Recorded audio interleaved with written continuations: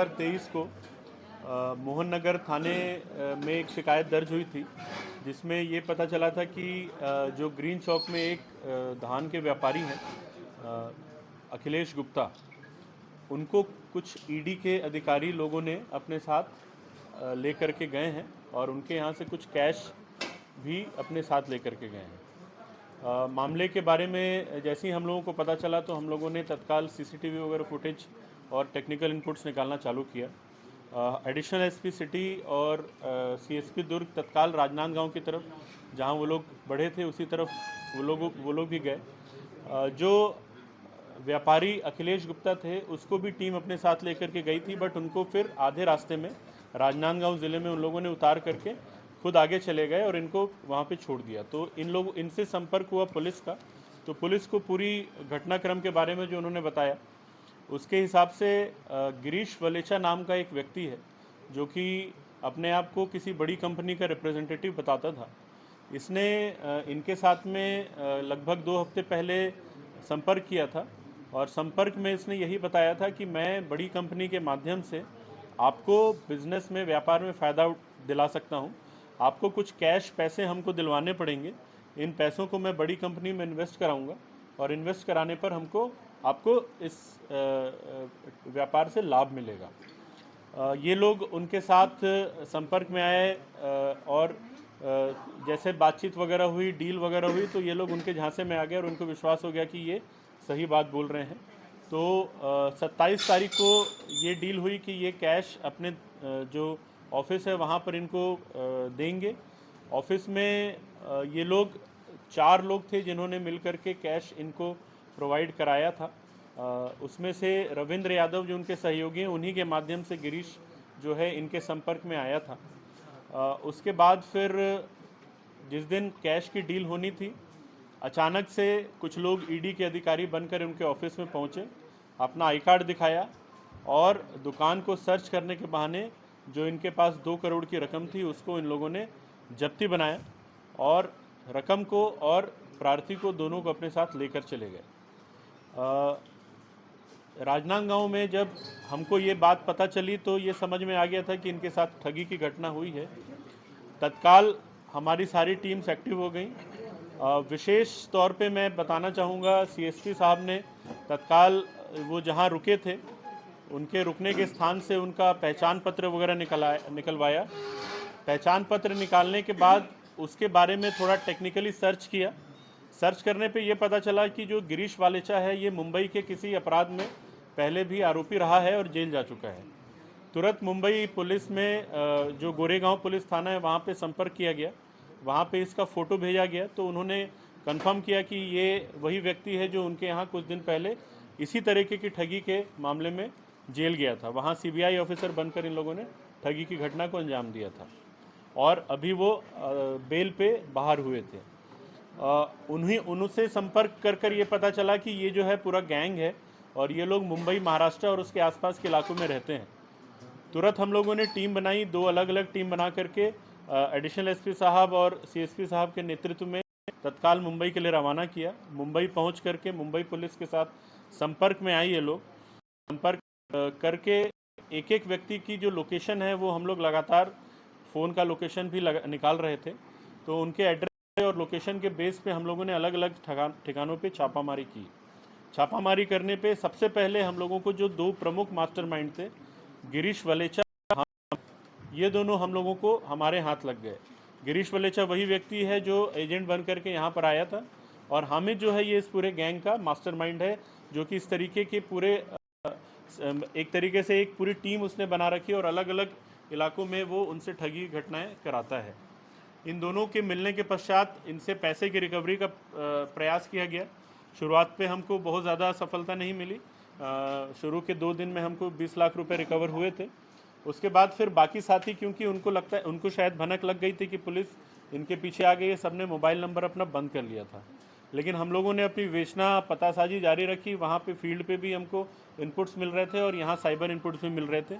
इनके बेस पे हम लोगों ने बाद में फिर इनके और साथियों को भी पकड़ा और सभी साथियों से लगातार हम लोगों ने रकम की रिकवरी का प्रयास किया। तो हम लोगों को फाइनली इस घटना में 8 जो व्यक्ति यहाँ आए थे उनको पकड़ने में सफलता मिली। साथ ही साथ गिरीश वलेचा की जो वाइफ है नगमा, वो भी इसमें को कॉन्स्पिरेटर थी। हालांकि वो यहाँ नहीं आई थी, लेकिन वो वहाँ रह करके जो भी पैसे इनको मिलते थे, जो पैसे आते थे, उसको ठिकाने लगाने का काम करती थी। उसको भी हम लोगों ने अक्यूज़ बनाया है अपने अपराध में, उसको भी कस्टडी में लिया गया है। कुल 1,25,16,00,000 के आसपास की नकदी अभी जब्त हुई है। 2 लाख के ऊपर की ज्वेलरी हमने जब्त की है, जो इन लोगों ने तत्काल उस रकम से खरीदी थी। इनके पास से जो फर्जी आई कार्ड थे ईडी के, सीबीआई के, वो भी हमको जब्त हुए हैं।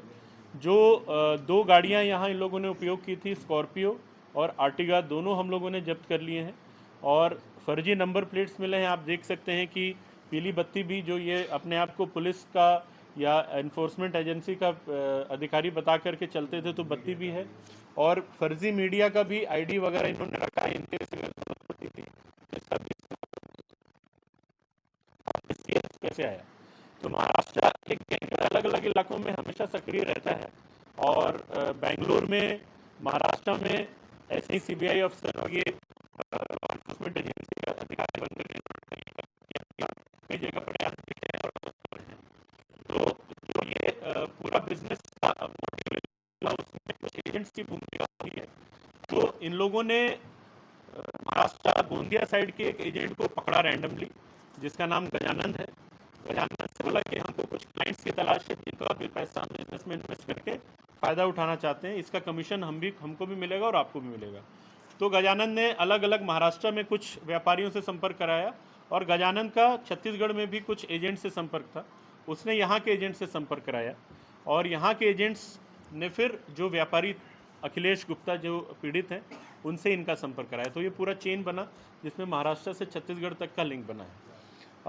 हम लोगों ने इस मामले में जितने एजेंट्स हैं, सबसे विस्तृत पूछताछ की, सबकी पूरे मोबाइल डिटेल्स, कॉल डिटेल्स, सबका डॉक्यूमेंट्स खंगाला है, लेकिन इनका इस अपराध में कोई संलिप्तता अभी तक प्रमाणित नहीं हुई है, उसके संबंध में कोई एविडेंस नहीं मिला है।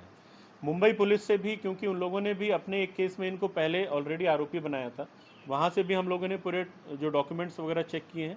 तो ये लोग एक गैंग के तौर पे काम करते हैं। गैंग संभवतः और बड़ा है। अभी भी हम लोग 3 लोगों की तलाश कर रहे हैं जो कि इस पूरे घटनाक्रम में शामिल थे। वो 3 अभी फरार हैं। हमारी टीम अभी भी उनको तलाश करने के लिए रुकी है। तो हमें उम्मीद है कि उनकी गिरफ्तारी होने के पश्चात और भी कुछ रिकवरी हमको मिल जाएगी। इस पूरे कार्रवाई में एडिशनल एसपी साहब ने, सीएसपी दुर्ग ने और प्रभात ने मिलकर के बहुत अच्छे से टीम को लीड किया है इन लोगों ने, और साथ साथ डीएसपी क्राइम राजीव शर्मा साहब ने। इन लोगों ने फील्ड पे भी पूरे टीम का मार्गदर्शन निर्देशन किया, साथ साथ साइबर इनपुट्स पे भी काफ़ी ज़्यादा काम किया है, जिससे कि हम लोगों को मतलब ये हम लोगों के लिए सबसे बड़ा अचीवमेंट है कि इस तरीके की घटना में गैंग को आइडेंटिफाई करना बड़ा मुश्किल काम होता है। लेकिन घटना के मुश्किल से 6 घंटे के अंदर अंदर हम लोग पूरी गैंग को आइडेंटिफाई कर चुके थे। बस हमको समय लगा मुंबई पहुंचना और उनके लोकेशन को मिलना, बट फिर भी पहले 30 घंटे के अंदर अंदर हम लोग जो 2 मुख्य इसके आरोपी हैं उनको हम लोग पकड़ चुके थे, उनको कस्टडी में ले चुके थे, और उनसे फिर हम लोगों ने रिकवरी की प्रोसेस भी स्टार्ट कर दी थी।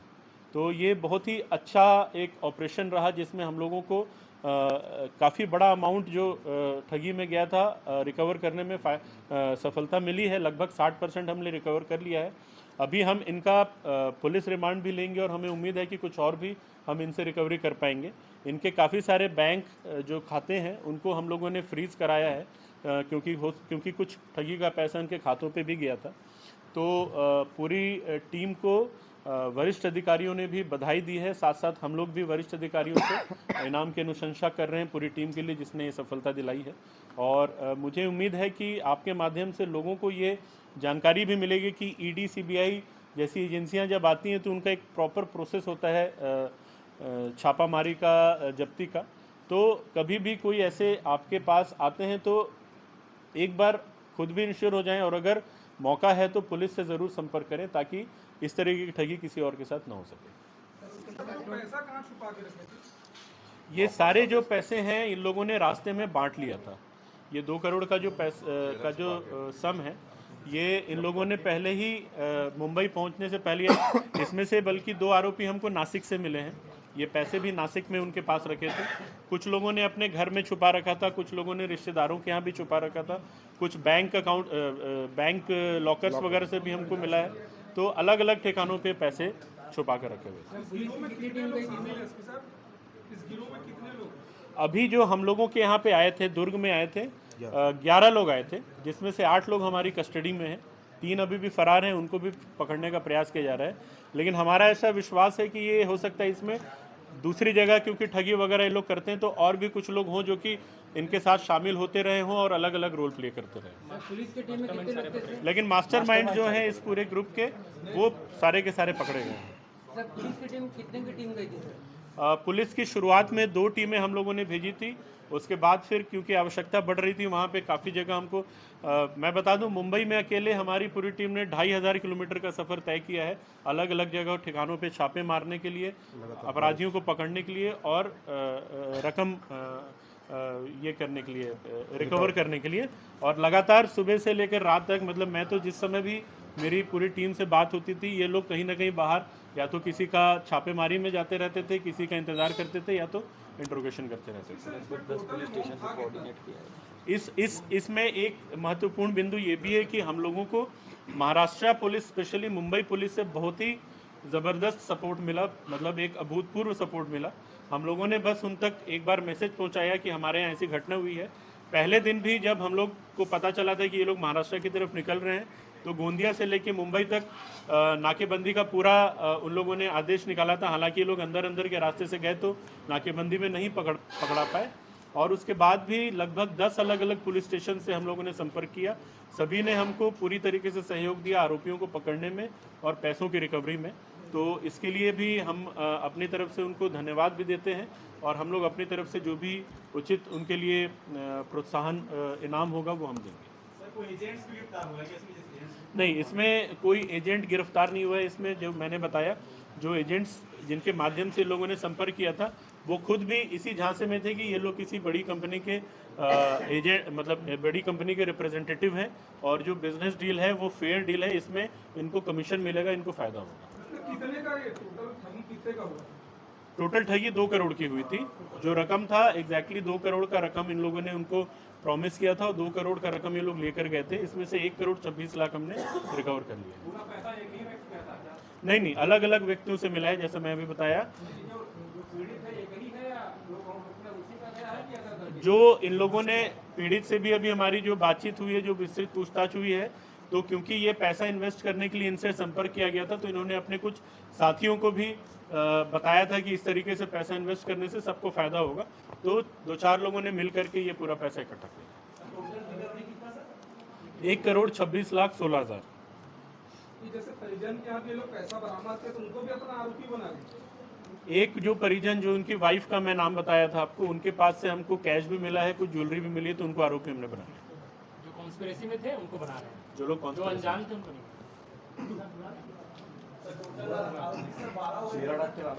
इस गिरोह के मैं एक चीज़ और बता दूं, जो हमारी टीम का एक अचीवमेंट है कि मुंबई पुलिस ने भी इस गिरोह को पकड़ा था।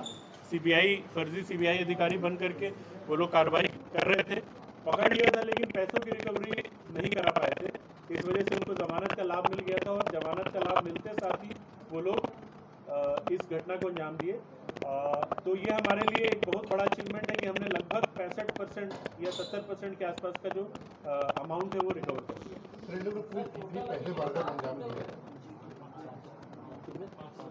लोगों ने 5 अलग अलग वारदातों को पहले अंजाम, ये दोनों कर्नाटका राज्य में और मुंबई में दोनों जगह मिला करके 5 लोगों ने वारदातों का अंजाम।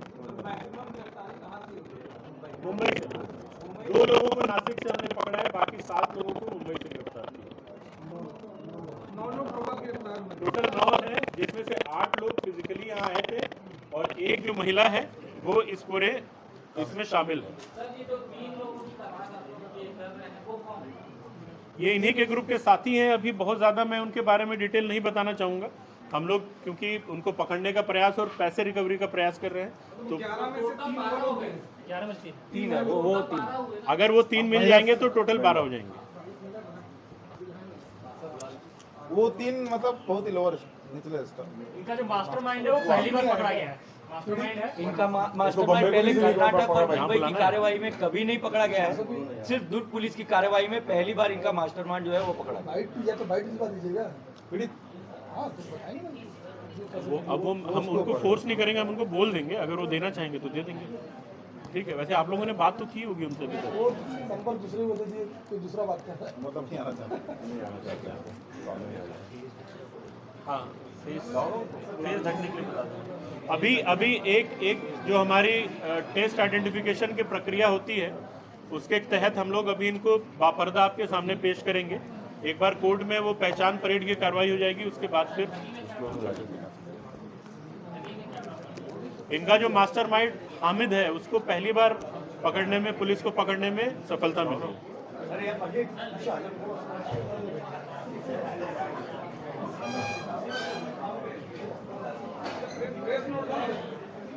हाँ, बस थोड़ा सा कुछ सुधार करना तो सुधार करके दिलवा दें।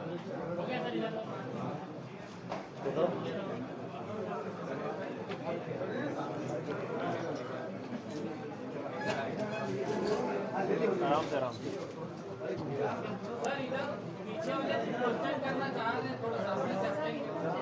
हम लोग हट जाएं, थोड़ा जगह बना दीजिए भाई, पीछे वाले भी हमें आइडेंटिफिकेशन परेड का हमारा प्रोसीजर बाकी है, जिसकी वजह से इनका चेहरा जो है वो ढका गया है। नहीं, चेहरे की बात नहीं, वो सवाल कीजिए। सवाल करने के लिए यहाँ पे जगह बना।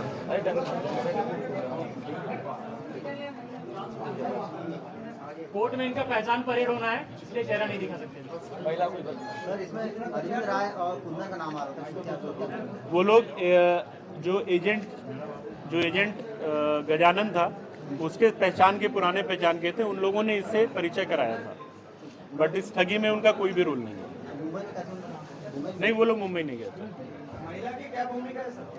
महिला साजिश में भागीदार रही है, साथ साथ जो पैसे भी ठगी के मिले थे उसको भी ठिकाने लगाने में वो भागीदार रही है। महिला मास्टरमाइंड की पत्नी है। हाँ, 3 में से 1। जो 2 मेन है उसमें से एक की पत्नी है महिला जो है।